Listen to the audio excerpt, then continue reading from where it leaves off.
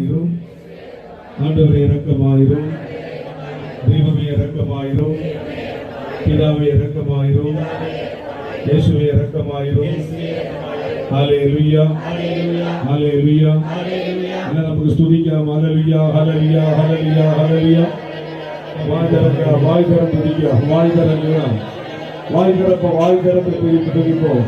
நீ வாயை விரிவாய் தர, நீங்க வாயை விரிவாய் தரங்கள். வாய் திறந்து துதிங்க.